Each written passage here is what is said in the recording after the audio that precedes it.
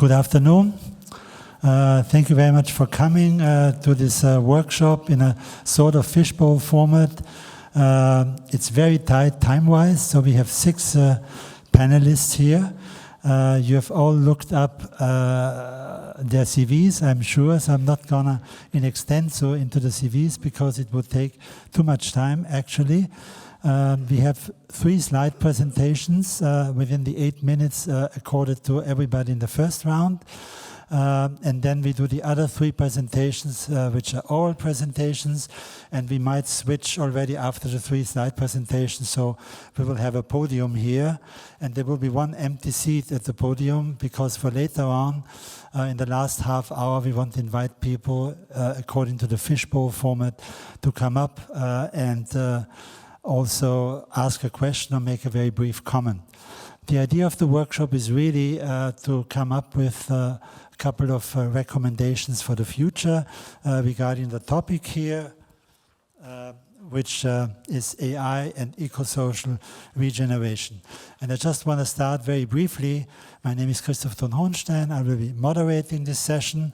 And I want to make reference to the last Global Risk Report 2025, published at the World Economic Forum in January, which lists in a 10-year perspective as the most severe global risks on the first 4 positions: extreme weather events, second, biodiversity loss and ecosystem collapse, third, critical change to Earth systems, and fourth, natural resource shortages. So you can gather from that in a 10-year perspective what is really among the most global risks for our planet and for humanity, of course. And from that point of view, the idea today is really to talk about how digital humanism can also kind of embrace eco-social regeneration in what it does, and of course, when it comes to AI, how AI can contribute to eco-social regeneration. So without further ado, I would like to ask, we have a fantastic panel here. It couldn't be more impressive than the 6 panelists you have here. I would like to ask Veronika, Liebl, Managing Director at Electronica, to do her presentation, which is a slide presentation. Time limit is more or less 8 minutes. Thank you, Veronika. Thank you.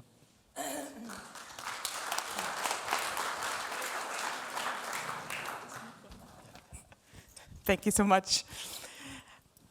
So let me start here.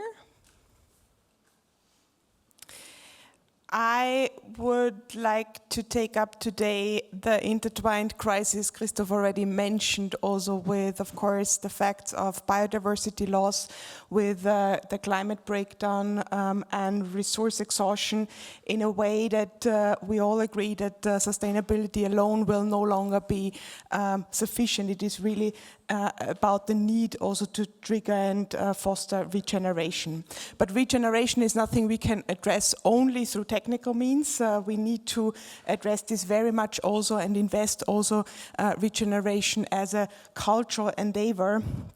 One where we bring society on board, one where we also make sure that we create new types of imagination on the hows and whys together with society, also making sure that we create a sort of joint new rethinking of how we live together with our environments, with the nature and the very ecosystem we are living in. And here, arts and culture is, of course, one that holds great promise. That's also the field where I'm coming from Electronica. I'm managing director there and leading the festival for a couple of years now. And that's why I brought a couple of examples also from the field of arts and culture today, to showcase also how artists can play a role in creating these new types of narratives, new kinds of imaginations, and how they, in particular when they work together with scientists and engage also the broader society, can also contribute to that field. I have here one of my absolute favorites in that field is the project Pollinator Pathmaker from Alexander Daisy Ginsberg. As we all know, biodiversity loss is one of the greatest challenges currently, in particular in the field also of pollinator species, endangering also the very food system security, so to say, and also the resilience of our ecosystems. And this artist addressed this challenge in a super nice way by actually designing gardens in a completely different way. She was commissioned by a couple of European sites to design gardens in not to the taste of human beings and aesthetics, but actually to the taste of pollinator species to maximize biodiversity. She not only created these commissions and these gardens, but she actually created an AI-based tool that anyone can use, so you can actually enter the website and design your own garden.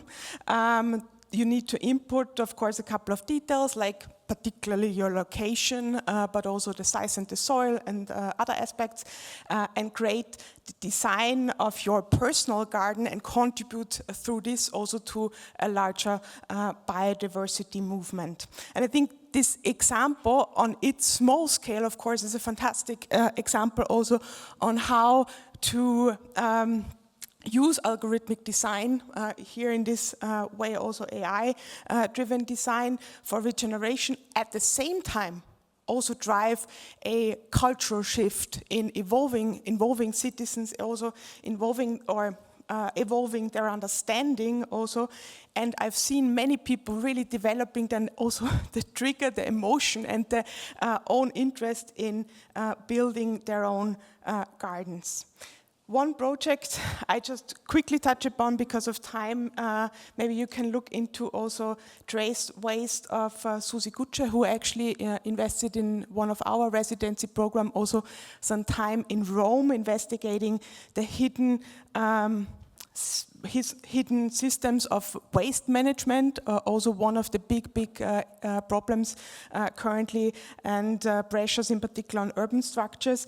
And she worked with IoT technology and data visualization on this topic of waste management. I think also one of the areas we can really also sensibilize much more beyond just waste separation.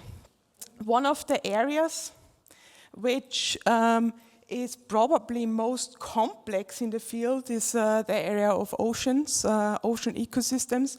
Here, it is of course clear that sometimes, in particular if you live in Austria, something you don't see might also be out of mind. But here we know that oceans are of course accounting for about 70% of the surface of the Earth. At the same time, it's not necessarily the main concern of many people. So how can we also visualize the changes going on in the ocean? How we can also emotionally actually result here for the wider society in really awareness? How can we, through that, maybe even create behavioral change?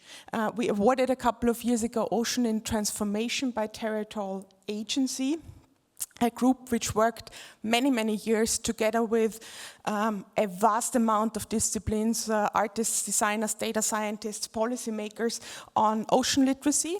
They used a huge amount of Earth observation data in particular, and through AI models also created visualizations on typically invisible changes in the ocean.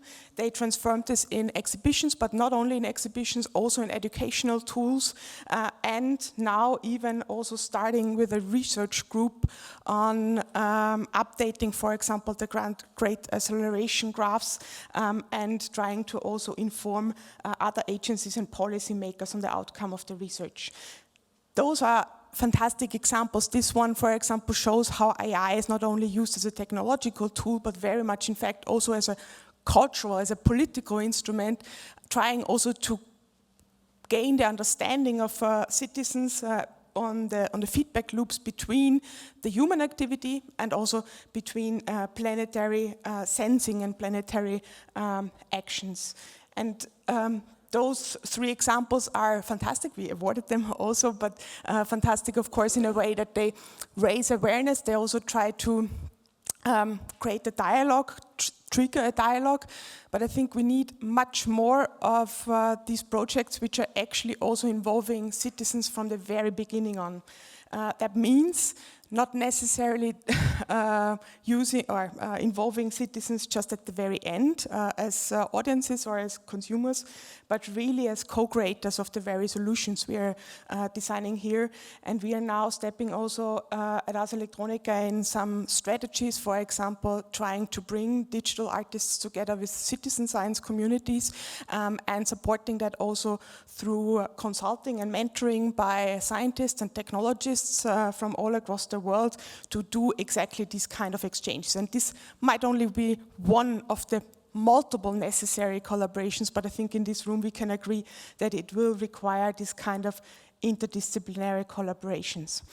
And one last point from my side, because we have been also asked on how that can lead to a European way. I think when it comes to the conversation of a European development, probably all of you do know the Eurostack, one of the most important reports developed most importantly also by Francesca Bria, I think a call to action for a digital sovereign Europe, which is tremendously important, laying out also the different layers we need to invest in, but also how that can be developed in a European-centered way. But today, also in the context of our discussions, I think we even need to highlight, prioritize, and maybe even add 2 more layers to the Eurostack. One, also on ensuring that the digital systems in Europe are developed in an environmentally relevant and responsible way, trying also to build in Europe frameworks which actually drive also environmental accountability in AI.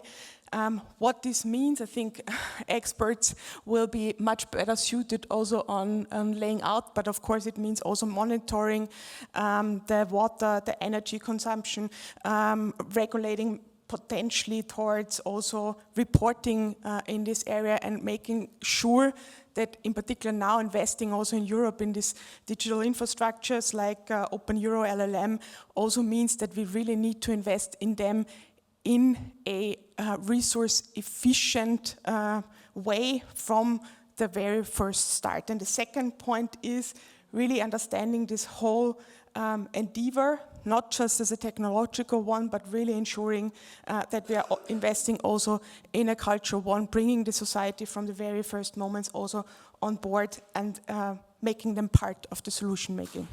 Thank you.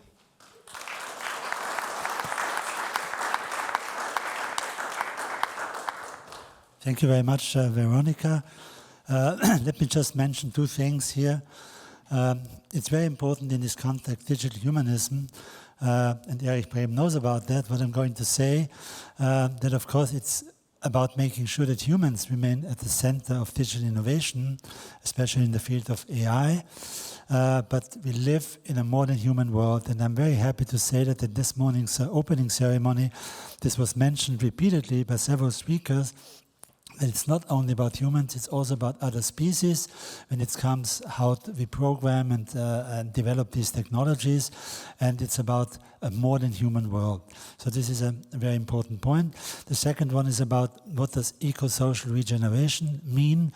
Regeneration means putting life in all its manifestations, not only human, at the center of our decisions and actions, giving back more to Earth than we are taking from it, extracting from it, and progressing not at the expense of nature, but in complete harmony with nature and other species.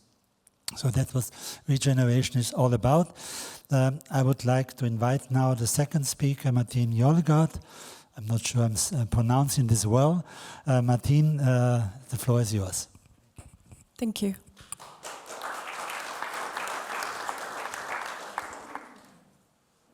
Let me just see how I yes, no? Ah, yes, okay. Hi. I believe that neuroplasticity, critical thinking, and hope are our human superpowers. Without neuroplasticity, we're not able to imagine better presents or futures. Without critical thinking, we're easily manipulated. And without hope, we are powerless. This is very much the foundation of my work in art, AI, and impact. I'm really invested in how we can use art and strategy to create impact and how we can tap into the power of storytelling and popular culture. My background is graduating from the Royal Danish Academy of Fine Arts in Copenhagen with a stint at Rhode Island School of Design in the US. I then moved to London to work with Vivienne Westwood, where I was heading the Vivienne Westwood Red Label. I worked for All Saints a lot in Asia and as head of design for Diesel female apparel in Italy. What I care about is how we make ecological and social sustainability happen. Wirth Tree of Life is an example of this. It's a virtual sculpture, it's an interactive art experience, and it is an impact venture. I raised $500,000 and we're in the process of planting 200,000 trees at this stage. What you see in the background is Yggdrasil. And Yggdrasil, do you know Yggdrasil? I see a few nods, yeah? Yggdrasil is the tree of life from the Nordic mythology. So if you know Odin, Thor, all of that, Hollywood didn't do that. It comes from up north. But anyway, I created Yggdrasil here by drone 3D scanning an ash tree, and then I sculpted these ribcage elements in virtual reality by hand to remind humanity of our interconnectedness with nature. Plant a virtual tree and a real tree will be planted. So this was very much a bridge between the virtual world and real-life climate action. It has layers of science, education, entertainment, and gamification. And of course, really importantly, it's supporting climate and social impact in support of the UN global goals.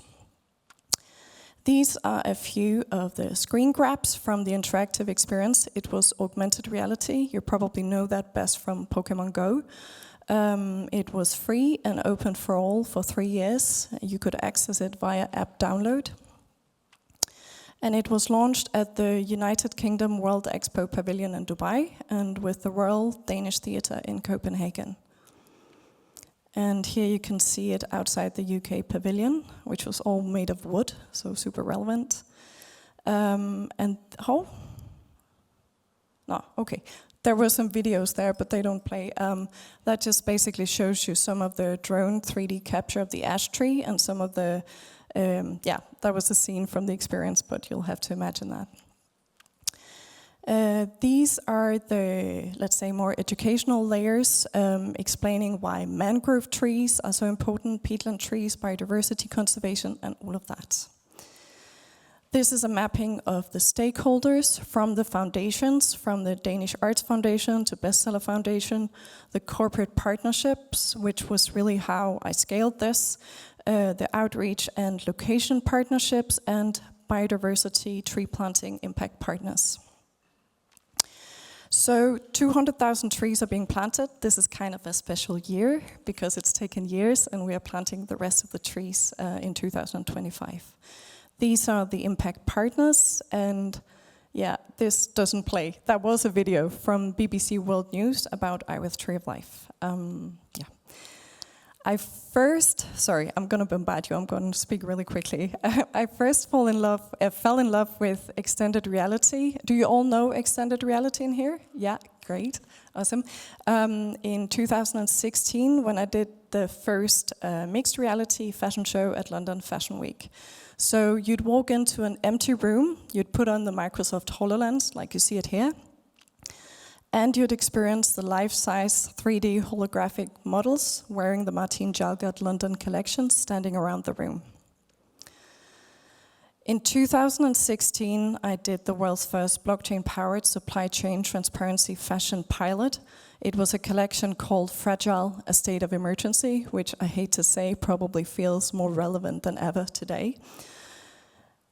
We logged all the different supply chain stages of this alpaca jumper, from the alpacas in Somerset through to the carting, the spinning of the yarn, the knitting, all the different assets, stakeholders, and supply chain stages logged in real time on blockchain with easy access.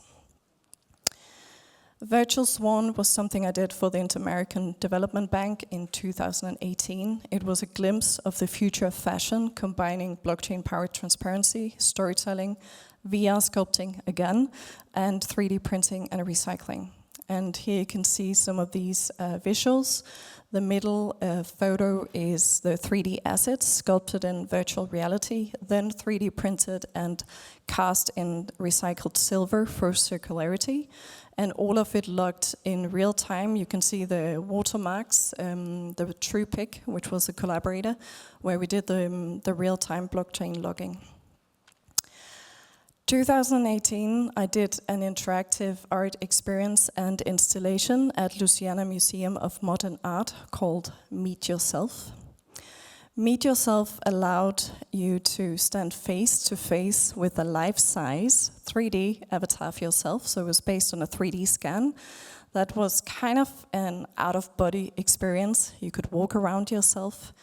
And my idea here was really to use already existing technology to create a new perspective on how we see ourselves, self-perception, mental health, and all our different digital and virtual identities. So, needless to say, I'm really invested in AI and humanity and how that all intersects. And that made me imagine them in a dance. So I did this experiment which is called AI Dance, which is really imagining humanity and artificial intelligence as partners intertwined in a dance. So with all the data imbued with human biases, systemic discrimination, and incomplete information, how will AI portray humanity?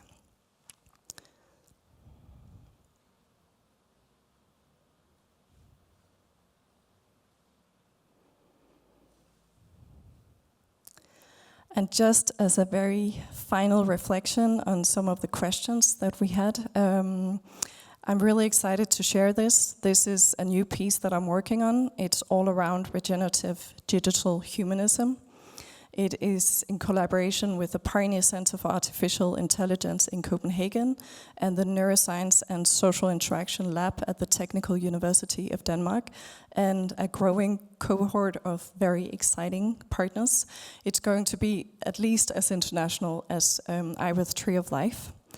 It focuses on our connection to self, to others, and to nature's other species as well.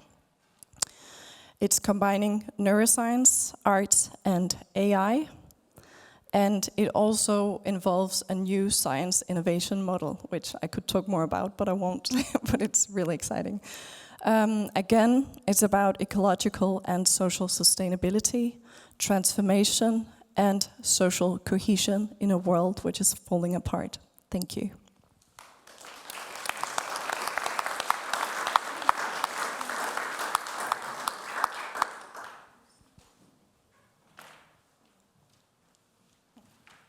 Thank you very much, Martine. So good luck also with this very ambitious project. I would now like to invite Marlies Wirth. You know, when I was general director of the MAC for 10 years, we were really close collaborators. We have worked a lot on the digital issues. Marlies is Curator for Digital Culture, amongst other functions, and I think it's a very important function. Thank you, Marlies, for coming.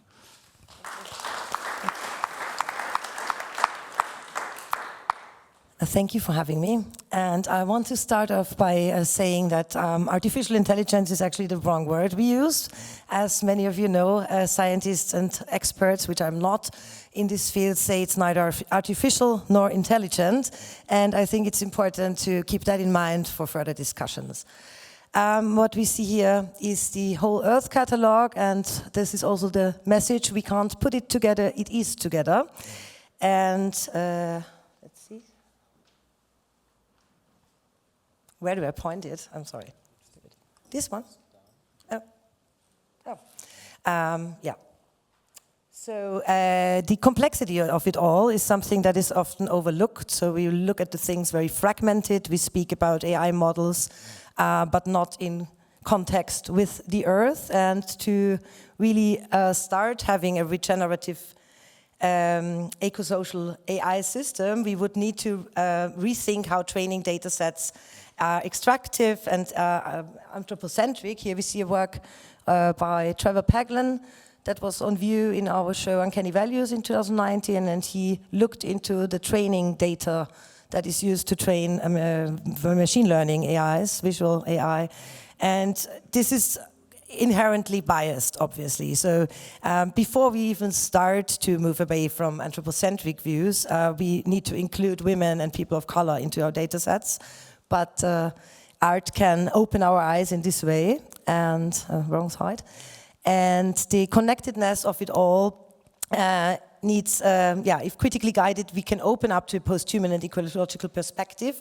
And for example, also Superflux, a studio led by Anab Jain, who's teaching at the University of Applied Arts, Design Investigations, had an installation at the MAC in 2021 under our topic of planet love and climate care, which showed that a forest that burned down, actually in my neighborhood in Lower Austria, can regenerate if we let it, but it has been a monocultural forest planted under the monarchy to get wood.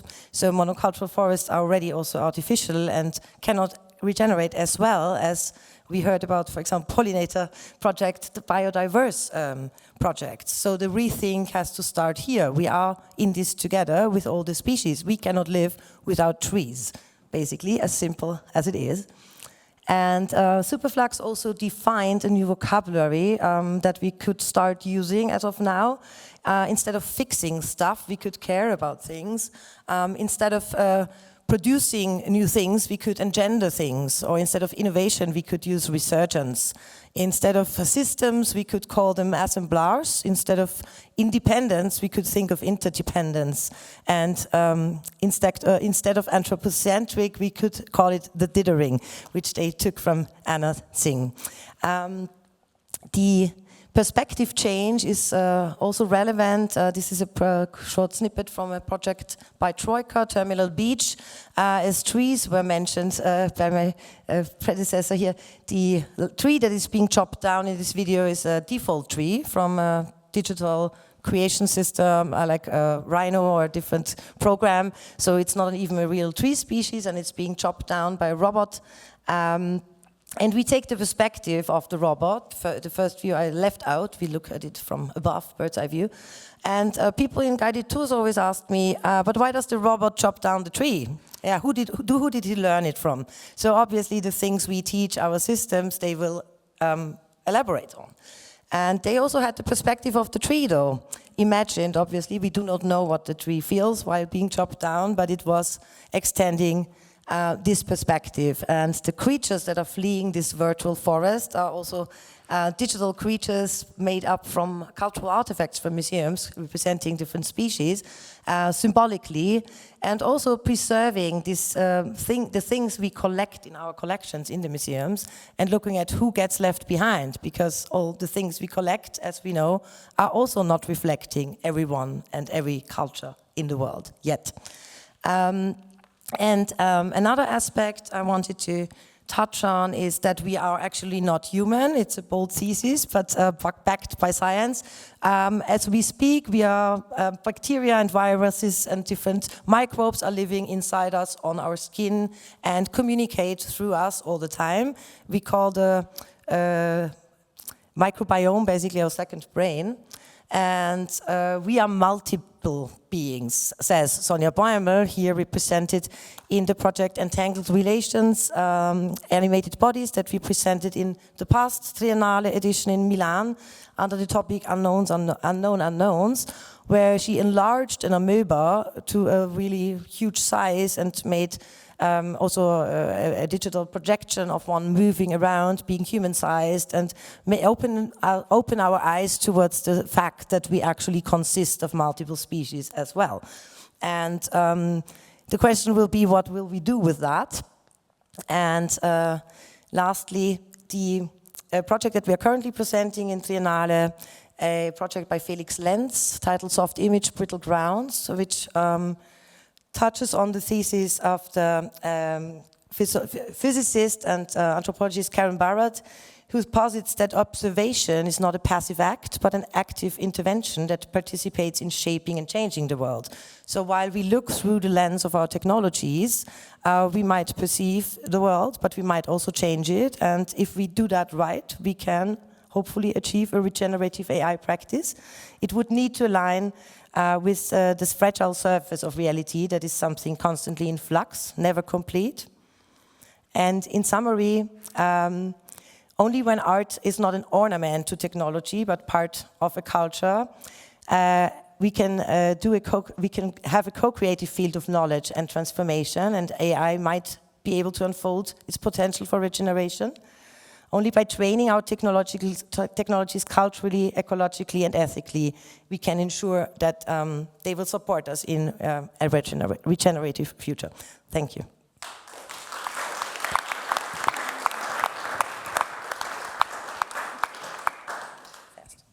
Thank you so much, Marlies. So before we come to the remaining three presentations, I would like to ask you here, the panelists, to come forward, to turn your chair around, because this becomes now a different exercise. That's great.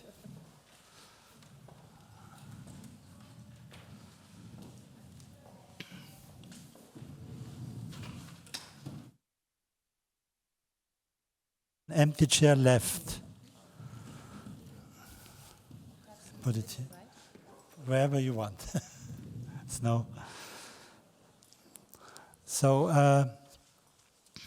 I would now ask maybe the following order, Johann Dorn to start, then Sarah Spiekermann-Hoff, and then Mark Coeckelbergh. And then afterwards, we invite you to ask brief questions or make brief comments relating to what has been presented or to the topic in general. Johann Dorn is a data scientist at GeoSphere Austria and founder of OnipaBooks, I don't know how you pronounce it, OnipaBooks, and member of Masakhane, and you will briefly tell us what Masakhane is.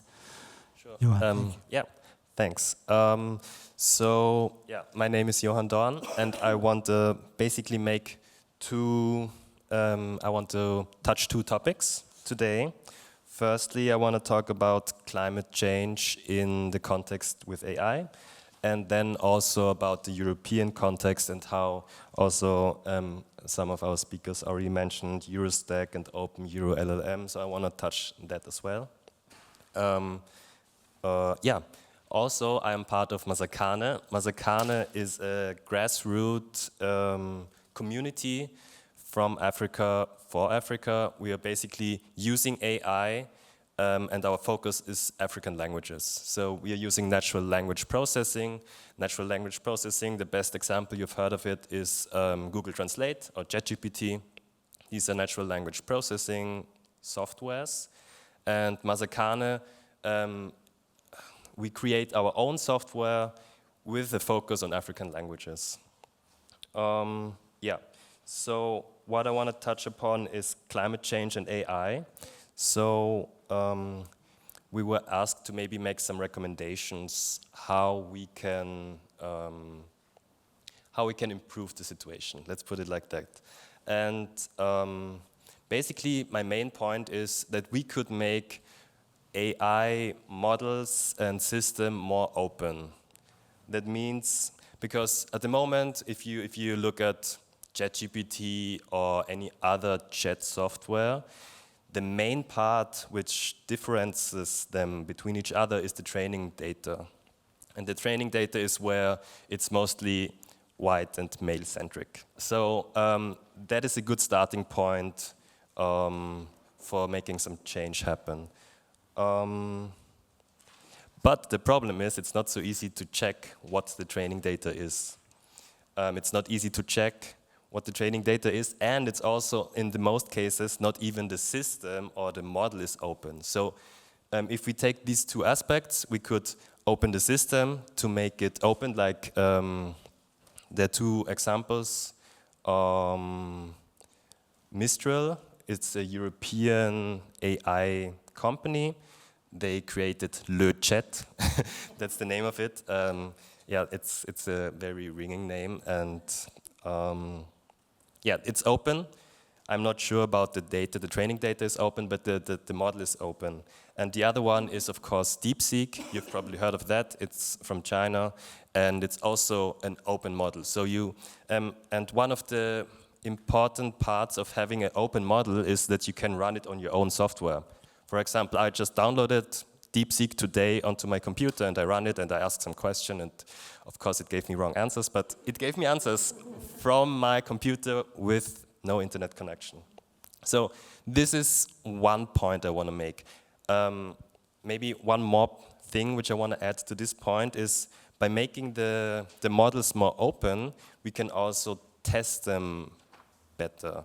For example, if you have one part of text, one part of natural language processing is text to speech or speech to text, where you have text and it reads the text, or you speak something into the software and it translates it to text, and you can easily test how good or bad it is.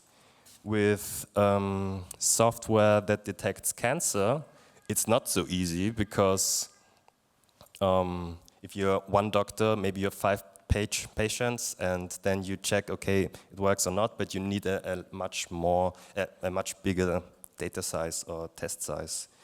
But opening the systems makes it at least easier for where it can be tested.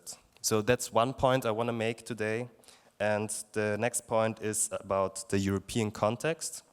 It was already mentioned that we should think about basically our dependency on other companies so basically we are very dependent on the US and also on China on the hardware and on the software side.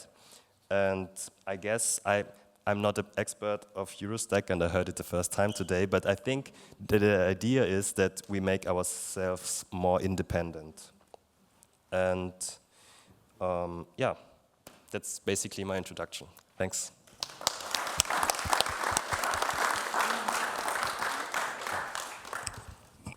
Thank you very much, Johann. Now we have 2 eminent professors here.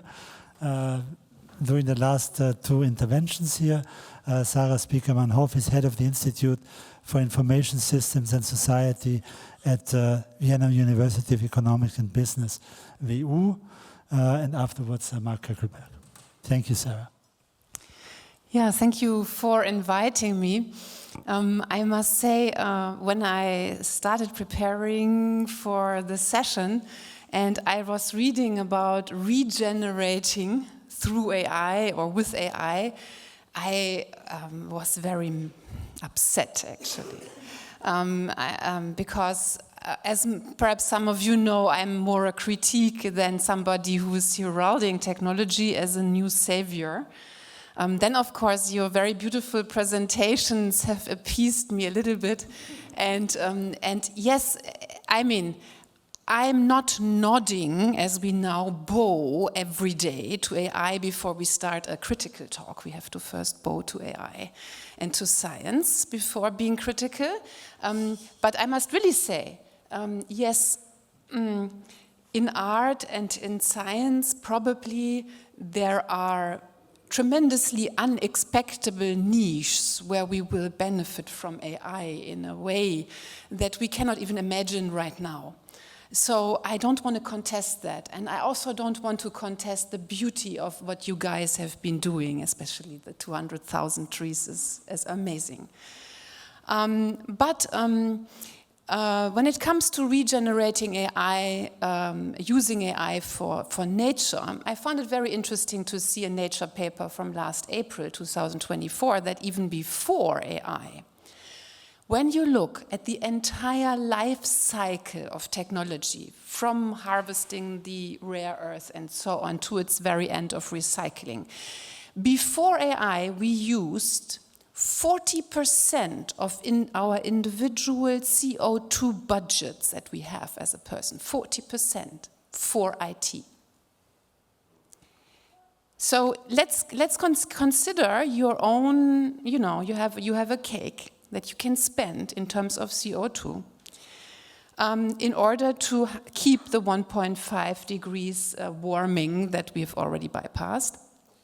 20% of that goes to not driving an SUV and not flying and all of that, mobility, 20%. 20% is going to not eating any meat and things like that, also nutrition. 40% has been going to IT already before we started AI. So literally, the sentence, software is eating the world, is more than true. And the IT industry is not creating any transparency. Who of you have, this is a Nature paper, like this is a first-class research. Nobody, I presume, in this room has heard about that research. Because we all continue in our own worlds and bubbles, and those very important pieces of research get unseen. So I'm very, very skeptical about this idea that AI is going to save the environment because the scale of destruction that's happening, I'm not talking about wars happening already right now for these kind of resources, yeah? I wasn't surprised when Donald Trump said, but Ukraine, he wants to have some access to the mineral and rare earth stuff and the gases and all of that. So that's one thing.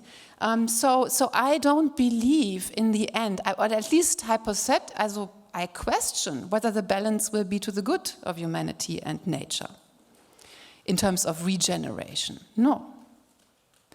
And the second point is in terms of humans regenerating.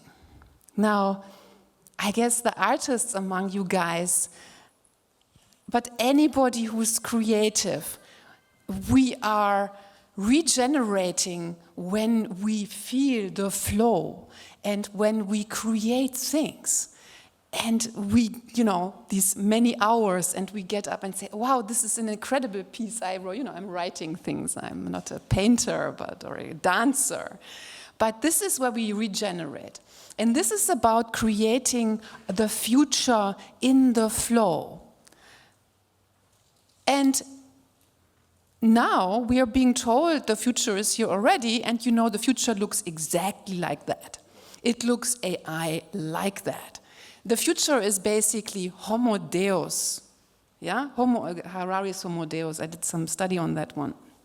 A transhumanist, non-human, actually very negative perception about what humanity is, what art is, what the future could be like. And it's nailing that future of ours into stone.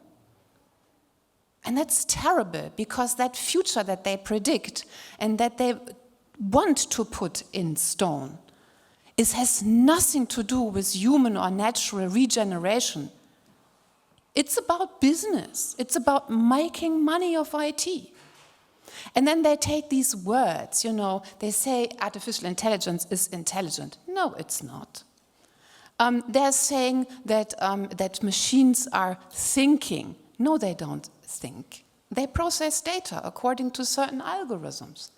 Now, just last week there was a huge debate, some of you might have followed, that an AI tried to protect itself.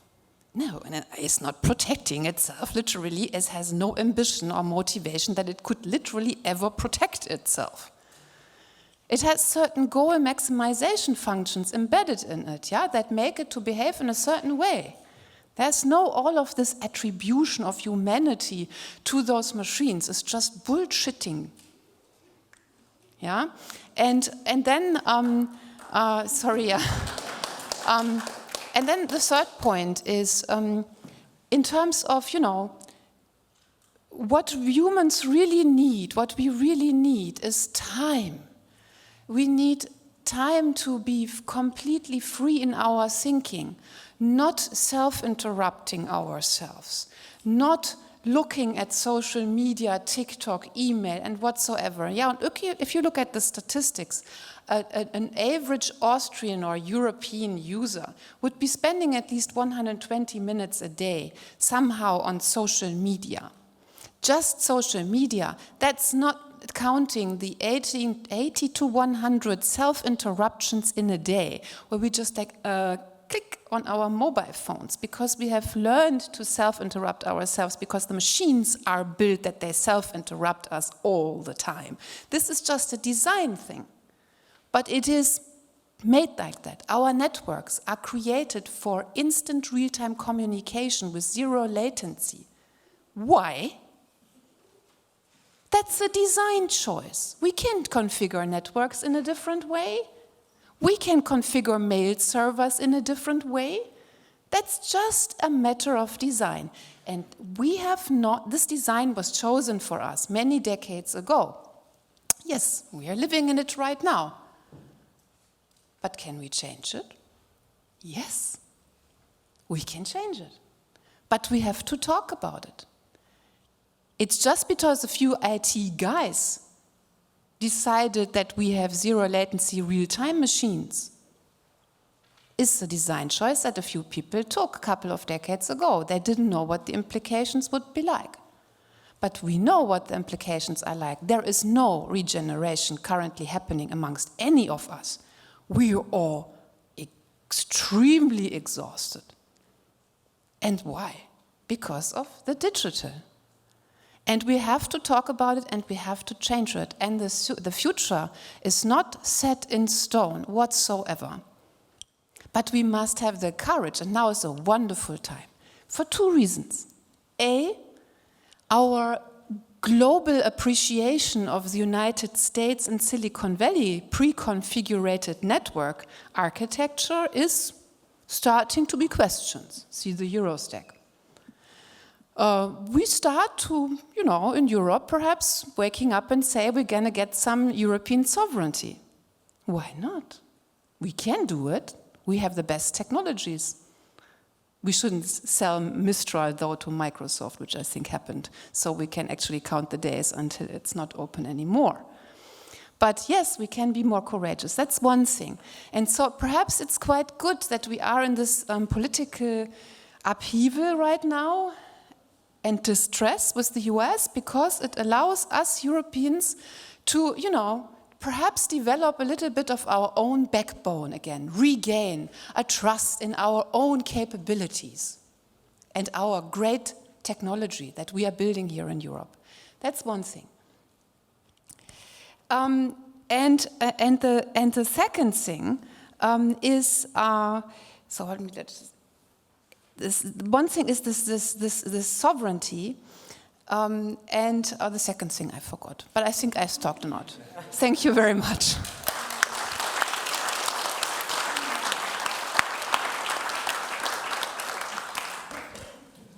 Thank you very much, Sarah, for these very important points. I'll comment briefly before Mark starts on them. I'm notorious for proclaiming new modernities. I'm fascinated, obsessed even with modernity. Marlies knows about that, so I talked about digital modernity, I talked about climate modernity, I talked about regenerative modernity, bringing these together. But my favorite new claim is, and this is really, the time has come to do that, is nature modernity.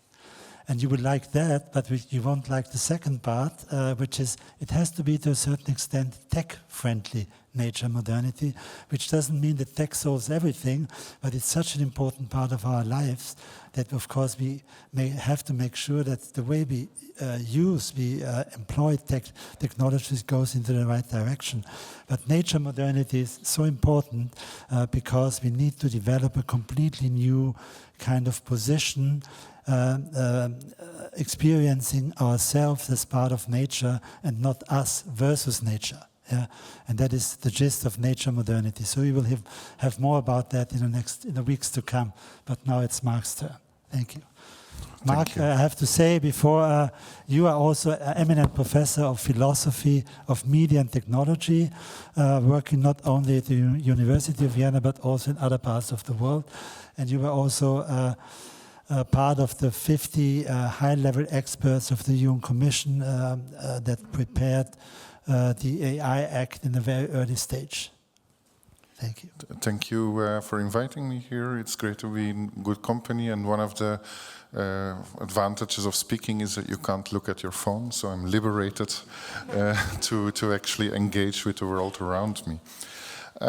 So yeah, of course I agree with many of the remarks that Sarah made. I think that it is important to be critical. It's important to talk about LLMs and climate, for example, how they can also contribute to some bad effects on climate change. What I want to focus on here is more what can also the technology contribute, what can be done constructively. And in particular, I would like to talk about the potential impact on both democracy and regeneration as this more than human thing. So first of all, like, how can we reimagine democracy as more than human? First of all, we need humans for that. We need human minds. We need to try to imagine this more than human. But I think we can also get some help from AI, in particular LLMs. I will focus on that. So there is a lot of ecological, ethological, and indigenous knowledge also. And most of us don't know so much about this. Also, it's very complex. I think complexity has been mentioned already. So there, LLMs can really help to bring things together, to provide some knowledge bases for us to then imagine. It can also actually, when we make decisions, want to make decisions, it can potentially simulate what could be the impact on the more than human world. So for example, on an ecosystem, if you just ask me, I would have no idea, but a model can simulate the impact on a particular ecosystem, on particular animals and so on. So such simulations can support ethical deliberation in policy, urban planning, and environmental restoration.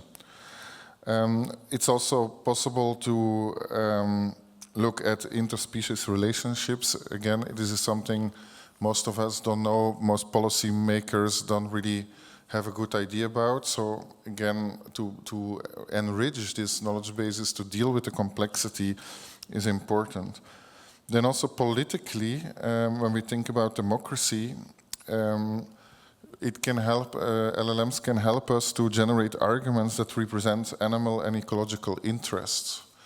So of course we can try to do that ourselves, but our imagination based on the education that we have is limited. So what needs to happen is of course also improvements in our education that go in a more ecological direction.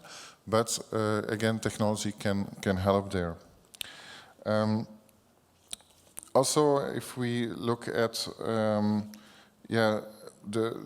this connection to the more than human world, we could have some kind of interfaces with other species, and these interfaces can again be aided by AI.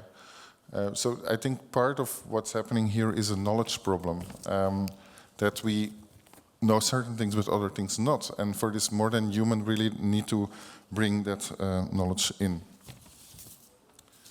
When it then is about regeneration,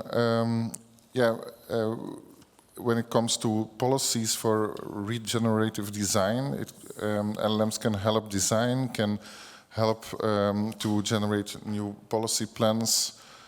It's already doing that, of course, because also policymakers start using LLMs. In scientific terms, monitoring of ecosystems, interpreting wildlife data, and so on. So I think science is already using AI in various ways, including LLMs.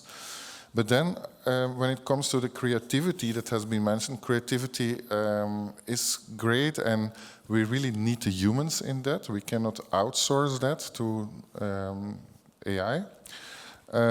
But given that stories are so important, as we also heard before, given that art can help, that I would say also mythologies can really inspire people, we can aid our imagination with AI, because LLMs can pick up elements from all kind of different mythologies and stories and help us to really create more convincing stories, to create inspiring new mythologies that we need for a world in regeneration.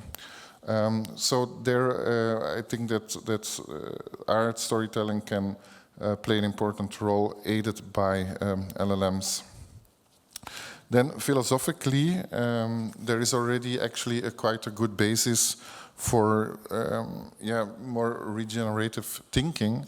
There is actually post-humanist thinking, right? So digital humanism can only be a digital post-humanism today, in the sense that it can no longer be colonial and it should no longer be centered on the human. I think many people agree with this now. But of course, how should that look like? And so we can first of all, actually also look at Western thinking, because within Western thinking, it's not the case that all Western thinking is not relational. So if we need more relational ecological thinking, we can first of all draw from our own traditions. This is often forgotten. But then, of course, we need absolutely new ontologies for regeneration. And this kind of indigenous thinking, for example, can help us to think in more relational ways. That doesn't mean that we just have to adopt existing stories, frameworks, and so on. But again, with using AI and using our human creativity, we can bring things together and try to create more convincing stories, and stories that we need to regenerate, to come to a more ecological view. So to conclude, yes, we need to be critical about AI, but we also need to look at the creative possibilities, and not just for fun, but for something that's really needed for more relational worldview, but also more relational engagement with the world around us. I think LLMs can play a role in there, provided, of course, that we make sure that they are more not sustainable, because sustainable is for me, too human-centered as a term, but more regenerative, one could say here, and there are many other words that can inspire us there. So that's my contribution.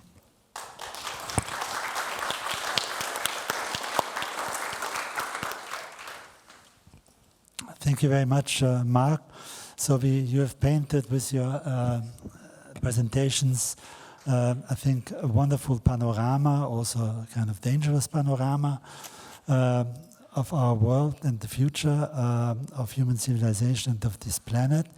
We have another half hour left, so I would invite now volunteers to come up and fill for a couple of, not too long, please, short interventions or questions, and please ask also, if you ask a question, mention who you would like to ask the question to. Yeah, please. Maybe you can also briefly introduce yourself. Thank you so much. I'm also kind of going in this direction with my research, so I have a lot of remarks. Actually, I'm trying to be brief.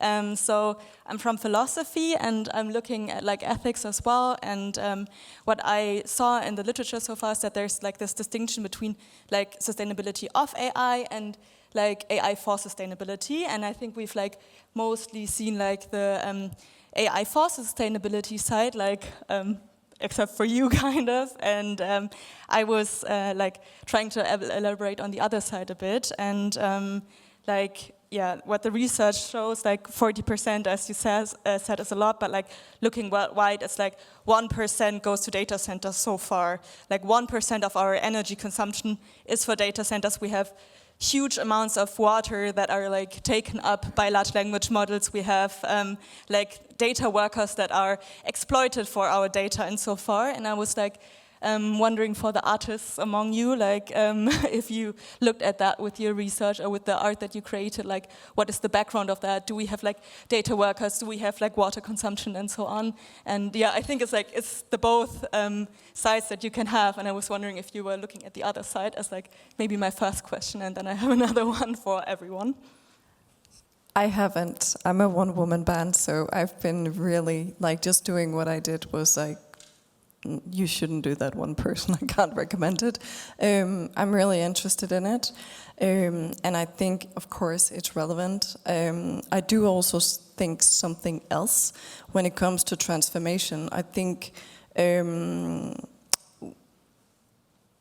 we need to understand the world to be able to navigate it. So there's a lot of the information that you're talking about that needs to be just information that we all know. It's super important for us to do the right thing.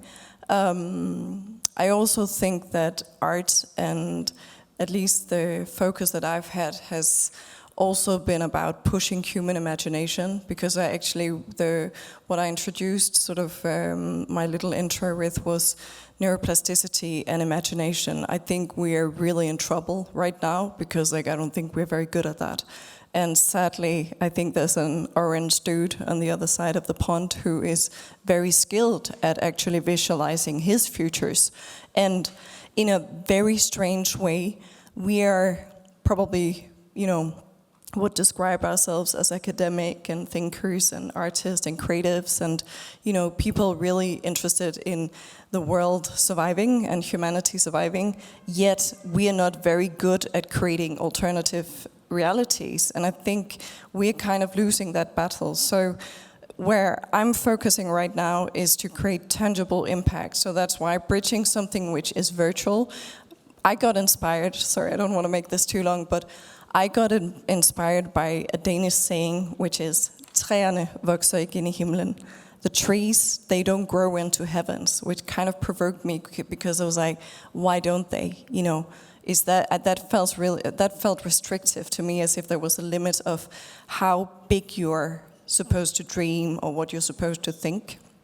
And it also made me reflect on our relationship with nature, that we always do monuments for ourselves, for humans. We don't do that for nature. So for me, doing a tree that grows into heaven and like really coming back to some of the old mythologies of, the Nordic mythology, and I think that really connects us to who we are. So I would love to have that layer, so maybe we can collaborate. I would love it, but I just haven't had the resources to do it. But in my ideal world, there's transparency in everything that we do, from governance to impact to, you name it. So I'm totally open, but for now, it's just been me. So yeah. I mean, to be honest, at Ars Electronica, most of the artists look in the other way. So I had also to put on the other hat today. Typically, we are super critical, and artists are super critical also in that extent. And Goldman Sachs just prognosed recently that the 1% could go up to 4% by 2030. So I think we all need to be aware that this is a serious issue, and it can lead to a catastrophe if we don't change things here. But I think artists have also here the capability of, again, raising an understanding what is the energy, the water consumption of data centers. We have a couple of projects actually also raising questions in particular on in which regions in the world this extraction is happening, how potentially also the excess energy could be harvested into different models. And of course we see also many artists are now really engaging even on a political discourse, on also resisting in a way against the narrative that we just have to accept this. And we see many artists are now also stepping up, in particular in the south part of Spain, for example, saying, no, we don't need to accept US companies telling us we do need these data centers here. And here we even see that this can really also result in an activistic power of artists. And we will, just an invitation also to everyone, even exhibit a couple of projects at the festival this year. So come join from September 3rd to 7th, please, in Linz. Yeah, just one remark also from my part on this consumption topic. So as much as artists and also museums, cultural institutions have to look at their own carbon footprint, water footprint, the underlying problem seems to be it's large corporations that are increasingly, again, supported and increasingly getting fewer. So we just heard like larger ones swallowing up smaller ones until there's maybe only one left. And I think that's the thing we should be looking at. And I wanted to mention even earlier that Kate Crawford and Vladan Joler, who did a very early analysis of anatomy of an AI system, following an Amazon Echo from the silicon mine or lithium mine until it's discarding. That's an eye-opening project, and projects like these are so important for us to, again, understand the complexity of the interdependence of it all, which is often overlooked. And as much as we as individuals can contribute by flying less or wasting less, it's not on us. It's about politics, policy making, governance. I also shortly want to answer to that. I'm not an artist, but I think it's a really important point, and because all of the AI models, they cost a lot of money, but also CO2, electricity, and water, as you mentioned. And I think even we, as like users, can somehow circumvent this by using maybe smaller models, by choosing the models correctly, and maybe also, as I think it was mentioned over there, that make it transparent. To make it transparent how much CO2 one question actually uses or produces in this case, because there has been one study at the German university, I think it was in Munich, and there they labeled, basically it was in the Mensa, so the cafeteria, and there they didn't only put the prices, but also how much CO2 one food... It's actually my university in Berlin, oh, they do that. Nice. Maybe then you can talk better. But basically what I want to say is that after people noticed, oh, this produces more CO2 than the other food, I would prefer this one. So the reduction was 10% just by labeling it. Yeah. Before you come to your second question, just could you indicate who else wants to come to the floor? One is not enough. Don't be shy. 2? Great. 3? Yeah. Okay, so we have, for the time being, 4. That's wonderful. So can I still ask my second question? Okay, yeah. Thank you. Thank you so much. I also really like that point, though, as well, like with it being like companies' responsibility and we having to have more transparency. But the question is like, who gets the transparency, because the companies won't do it on them, like on their own or themselves. My second question kind of goes into another direction, but touches up on it.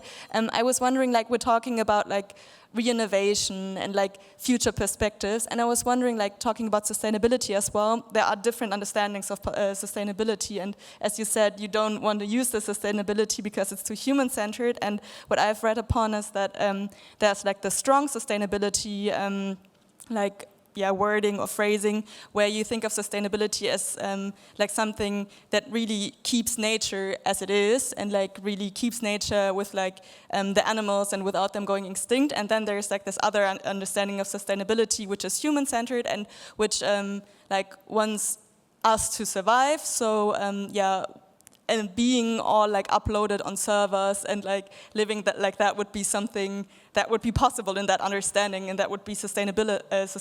And I was wondering, like, what like your sustainability understanding is, kind of like what you want our futures to look like. What role do you want to have AI in the future? Do you want AI to like do every little task for us, or do you think it's something that we might want to overcome in the end? Maybe a big question, maybe not everyone has to answer, but if someone feels strongly about that, I would be very interested. Yeah, in the morning the question was asked, what is a good digital life? The question hasn't been answered yet, so go ahead. I have a very strong opinion on that, actually. over the last 10 years, I headed a project on value-based engineering, and value here is about eudaimonic, human well-being, but also environmental well-being. So it's about trying to understand every single technology is embedded in a context. And within that context, we generate different values from it, and we have also a value cost to it. And what we did is we developed an ISO standard where organizations can go ahead and they can have a look at the technology in their context and analyze it as to what values it creates and also what values it costs. And then, and that's the most important part of that ISO standard, is that you take those values that you identify with stakeholders and you translate them into actual system and machine and organizational requirements, so that you can literally go to a system developer team and you can tell them, this is your list. If you build technology as such and you change the organization in such a way, you end up with value creation in a new kind of understanding of that term. So that is my hope for the future.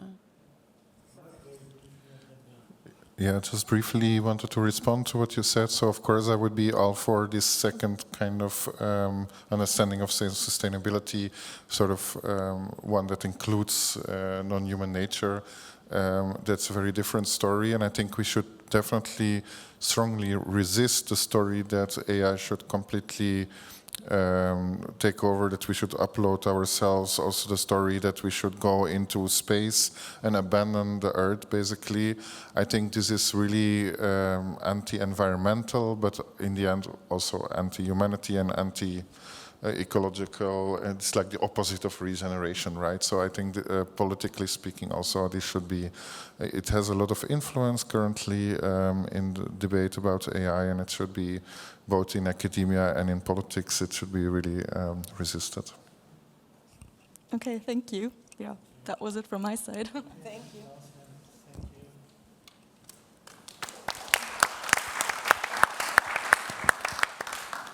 Hello, Klaus Speidel. I'll be part of a debate later on art and AI, but it's a very different topic, so I thought I'd love to discuss this topic with you guys as well. And the first thing that's following up on this question that you raised of the different models is that there is actually an AI energy score now developed by Hugging Face.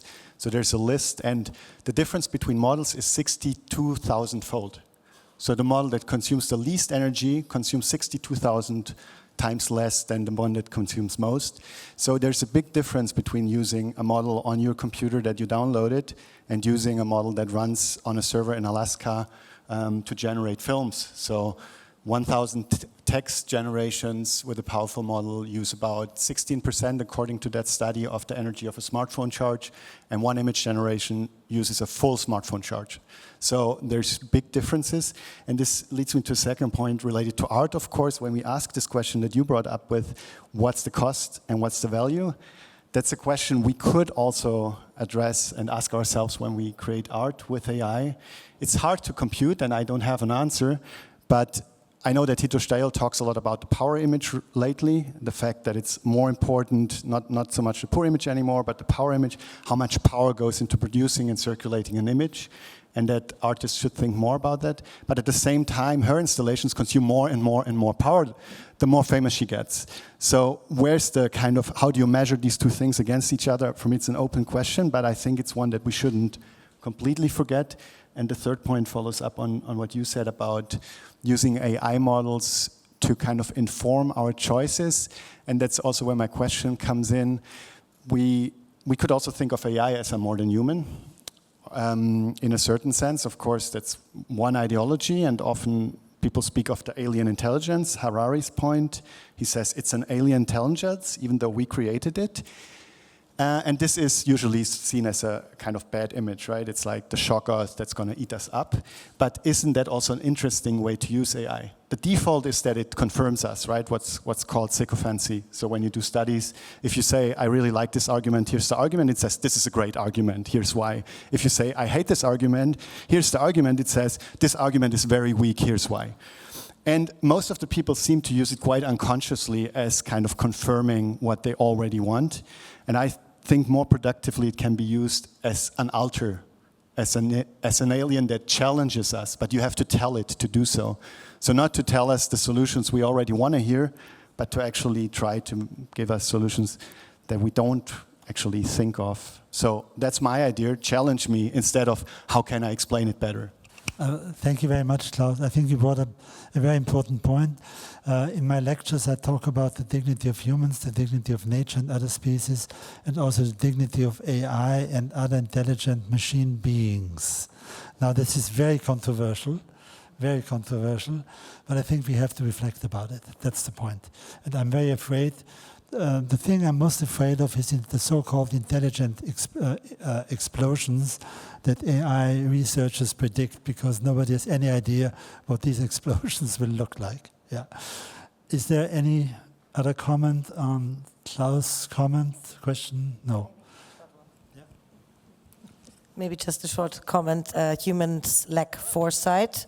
And that's why we got ourselves in the situations we are in now, because one could have known that it ends badly if we enslave a part of the population, or we hack down trees, or we use resources that don't grow back. And as long as we are not able to solve this for ourselves, I don't think machines can help us, since they are based on our knowledge.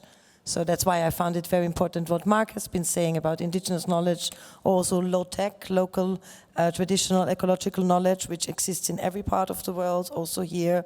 For example, unrelated to AI, but because it comes up in my friend circle all the time, is it takes a village to raise a child in a society where people have to work to sustain themselves, both parents 40 hours. How would you even do that?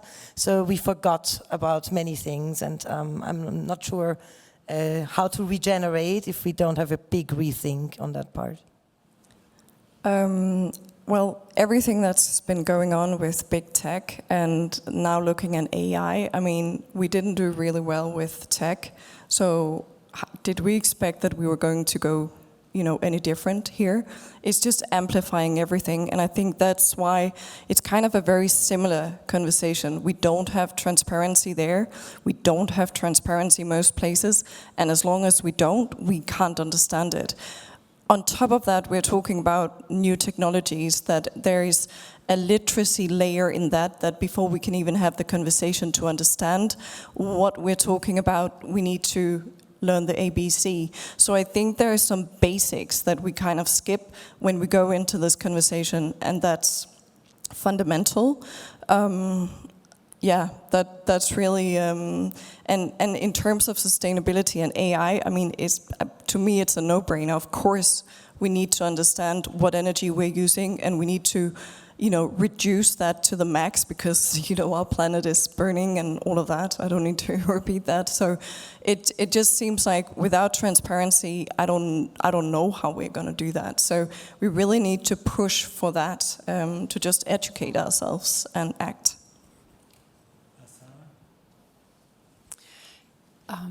I wanted to add perhaps one piece of information which caters well into your wonderful idea, or that quote actually, that there are these statistics on how much energy a large language model consumes, because for a long time some researchers asked we should have ratios where we put the accuracy in relation to the ecological cost of a large language model, and this would allow us to really benchmark systems and then make more rational choices.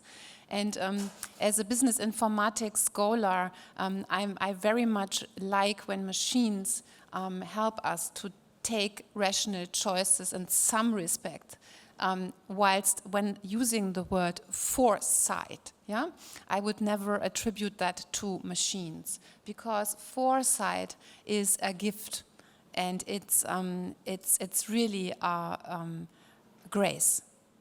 If somebody has foresight, which is only what humans have, it means that we have an intuition that something is not right. And artists are the greatest people to have that grace. And machines don't have alien intelligences which attribute this kind of grace to something out there. It's not. It's a cloud center. on which you have GPUs running according to certain rules. And if you cut the energy, it's dead. And if you want to build it, you need 400 to 500,000 suppliers, yeah, that have to work seamlessly together in a geopolitical supply chain. And if you don't make that work, which is what's going to happen to us in the next 20 years, you will see that we cut the energy. And there is no alien intelligence here. And I tell you why some people believe that there is this intelligence out there. You know what? When you go to talk to people in the industry today and you ask them what's happening, they're screwed because their back-end system and the whole updating of Microsoft 10 and other systems is so down the river that you really have to distract people's critiques and fantasies around alien intelligences and so on in order to distract people from the real problems on the ground. And this is what's happening. So, yeah, I think that's... Thank you. Mark, very briefly. Yeah, I also wanted to make a critical remark there. I think this alien intelligence idea is not only distraction, but also a way to evade responsibility, right? So saying like they're resisting AI and, ooh, look what happens, but we have little to do with it. AI is instead really human through and through in the sense that we make decisions about it and develop it and so on. The only sense that I think it could be, and I think you suggested that at the end of your remark, that it could be useful is that it can sometimes surprise us by giving these results we don't expect. And maybe if it gets better, then that can stimulate human creativity. I also think that whatever else AI is, that it will always appear to us more and more as something different from us, as something we don't understand. So we might develop some quasi-religious feelings towards it. So all this will happen, is happening already. But it's ethically and politically problematic. Thank you. Just one last. I'm not sure that Harari sees it as a fact statement. I think it's a mythology he's trying to create. And we spoke about the mythologies we need to create, and that's one attempt at it. Of course, questionable, but yes. Thank you very much. So we have Gloria coming. We have another, I think, 8 minutes to go. 7 minutes to go. Okay, go ahead. I'm just volunteering. So I have maybe two questions. One would be, what do we know about the worldviews of people like Sam Altman? Because I think that's where we would need to start. Because if these people who are behind AI are actually not believing in this sustainable future that was actually the plan for the world, at least was planned by the UN 10 years ago, now we don't know. So what are their worldviews? And then take it from there, whether we should even engage with all this. You look at me. You know what I think about them? Yeah. They've read too much science fiction and they're utterly uneducated. And unfortunately, they have a lot of power. They are smart. They have street smartness. And what we have to now do, if we believe that we have better worldviews, hopefully, and are intelligent, we have to now also become smart. That's the next step.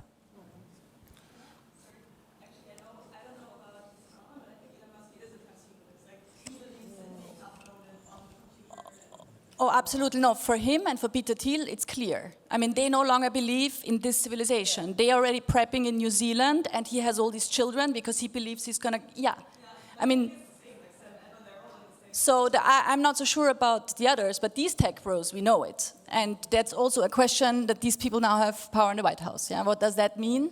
And I think this should be reflected on more, especially us in Europe, and should be talked about more.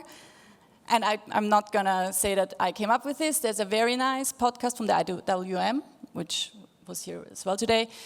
Came out on the 14th of March, I think. Yes. And it's called Are the Tech Bros Taking Over the White House? So I highly recommend it. It's sort of basic, but I think we need to step up the conversation on this. Yeah. Thank you. Mark also wanted to say. Yeah, so I agree that we have to talk about this. I think also the combination with the politics goes in kind of fascist directions. We should be aware of that and talk about it. I also think that it's not only that they are not thinking in ecological ways, but that they also don't care about humans, right? Only themselves and not other humans. And so they, we shouldn't trust the technological future to them. Plus, they also don't trust governments, or they see them above elected governments. And this is, for me, to be honest, one of the most... They're not interested in democracy at all. So we have one left, yeah? Unless you want to have one quick question. Yeah, I have just one remark on the presentations we heard from the artistic engagement with this topic, that I'm observing, and I've had this conversation with Christoph a lot, that somehow it's coming a lot from the visual arts, which is great, but what we are missing is what I would call narrative art, and that can come from the performing arts, from literature, or from, but we're missing the real stories with the characters. There's a lot of explaining, visualizing, projecting, exhibiting, but not enough stories, real stories with characters that actually can help us through this bottleneck. And this would be my call out to the curators we have here. It would be great if we could have more of that. Thank you. Now I have a question to you as an artist. Isn't the challenge that that which is good is boring? Oh no, I don't think so, because to end up on the good side, we're going to have to go through a lot of drama. There are a lot of, we need a lot of heroes, but there are also a lot of the bad guys out there. So there is the excuse that there would be no dramatic arch, I absolutely disagree with. We just need to create these stories. Thank you. Just wanted to say that there are narratives and stories in all works that have been, for example, discussed today, or in many of the works, at least that I had in my presentation. And the narratives just have to be heard and shown and seen and reflected upon. Because without visual or dramatic gestures, people will not listen to your stories. That's why I think since hundreds and thousands of years, the arts have drawn different mediums up to, to tell the stories. Thank you, Gloria. Maybe, I think it's the last one. I also have to say the fact remains that it's much easier for artists in all disciplines to paint dystopias than to really present the regenerative worlds we are aiming for, because they think they come very close to kitsch. And that we have to change, That we have to change, that's the key. Please. Hi, I'm Karen Cheng. I'm using the opportunity, because I'm not very often in these spaces, to also ask something more personal. First of all, I want to say I'm a slow motion expert. I'm an expert on imagination and also how we gather and connect. And to me, oftentimes, I think that's the point where I see a lot of lacking between brains like you and a lot of people that I'm working with or in exchange with. I work through dance and through music, a lot with marginalized people, and I feel like oftentimes the information just doesn't arrive there, and the resources that are here are oftentimes not arriving to people who could help this a lot.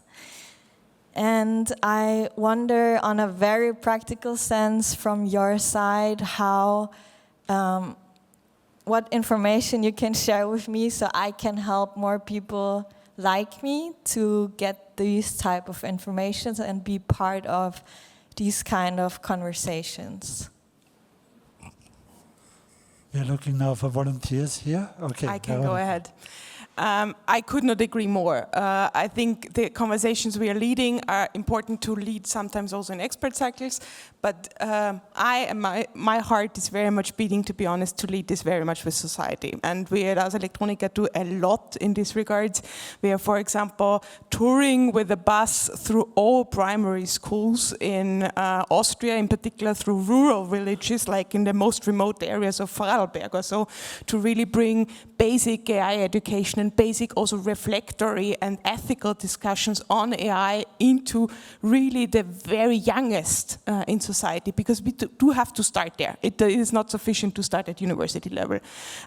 And we do also teacher training, we develop toolkits on AI, etc. So there is a lot which is happening in that field, and I think those are also the chances, like conversations like this, many festivals also all over Europe, many practitioners, both from academic as well as cultural worlds, you can also dock into or dock onto. That is currently the biggest discussion going on. So at every event, at every party currently in this field, we are leading also similar discussions as here. Yeah, so I think it also depends. So for my world, speaking for my world, academia, there are some people who stay in that world and some people go beyond it, right? So in my case, I do collaborate with artists and I'm very open to that. I talk at festivals and so on. So I think it depends, but there should be, of course, more funding for this kind of collaborations, both from the academic side and the artist side, to do that, because it's absolutely needed. I really identify with what you're saying, and I do think that's another challenge, also somewhat related to limited neuroplasticity, that we just operate in boxes and we need to connect much more on a human level. And you're talking about dance. I think that's probably one of the things that we need the most today, because we are so much in our brains. Yeah. No. Right. Yeah, there you go. Yes, amazing. I was hoping for that. No, but I'm deadly serious, right? I mean, it is like we are so visual, like we are on our screens, in our brains, and we are not sensory. We are sensory beings, but we've kind of locked that side of our humanity away. And dance is just something that really connects us, and that's actually why I can't really tell you much about it, but I'm really looking forward to when this new thing that I'm working on is a bit further, because where Ira's Tree of Life was all about visual and the interactive on the screen, this is much more about being sensory and being in your body and connecting through human connection and nature, because I just think we really forgot that. So I really think the world needs more dance, and just like also I would, and I really feel your pain when it comes to, how do you make these collaborations happen, because we do operate very much in boxes in our world, and we need to challenge this across business, across institutions, academia even. So it's species, and it's something that I've been working really hard for at least the last 6 years, trying to get a lot of these collaborations up. And I would say it's all about human contact. So you being here right now is a really good step. I would say, if you are outside and suddenly think like, oh my God, this square, this would be amazing for, doing our dance, something, just like, try to make it happen. Because I do think that we are at a weird moment in time where there are cracks and like there's hope and despair, but more hope coming through that. And I think there is an openness towards that. The way that we've been living with technology doesn't really make us happy or connected. So I would just really encourage you to keep talking to people and really just sometimes do, I don't know Vienna so much, I've only been here twice and I don't know the culture. I know in Denmark there are lots of things that are expected what you do, like don't be afraid of doing the unexpected and really just like talk to people and be like, listen, I want to do this because it can happen. So it sounds a little bit fluffy, but I'm very serious. We love dance here in Vienna. Sarah, you want to say something? You want to say on Dorn dance and then I come? Well, yeah, and dance, it's actually my expertise, but also from my research side, just one sentence to summarize everything you've just said. Well, actually before there was language, the rhythmic movement that people were moving together was the first form of human cooperation. So they signaled that they would work together when they start moving together rhythmically. we don't know, of course, this was 8,000 years ago, so we're not 100% sure, but kind of this is the hypothesis that actually our cooperation started by moving together rhythmically. So no surprises now that we have these dance. So dance is key for regeneration. That's clear. That's one of the recommendations. Okay, Sarah. I like to think of our world as Tolkien's Lord of the Rings. And when we talk about dancing, I think we are a little bit like the hobbits. And here in Vienna, we are the hobbits. But I think we shouldn't forget about the fact that there is Mordor out there. And it is there. And if you want to be heard as a hobbit, you need to pay for funneling. Funneling means social media control. And the thing is, how can we actually at the same time maintain our fairy world and then at the same time be totally aware that we have Mordor out there, and there are a lot of Sarumans out there, and even those who write the atlas of AI are being paid a monthly fee by Microsoft. So it's very hard to discern these days the good from the evil, the right from the wrong. But I really think that speaking creatively, the Lord of the Rings is a good indication. So let's assume we're concluding on a positive and encouraging note here.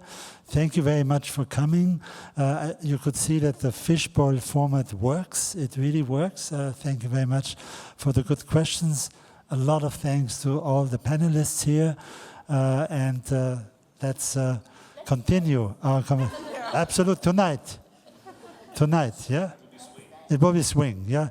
Thank you very much, and please, those interested in the topics, also art, artistic intelligence, artificial intelligence, please stay for the next one, starting at 4 p.m. Thank you.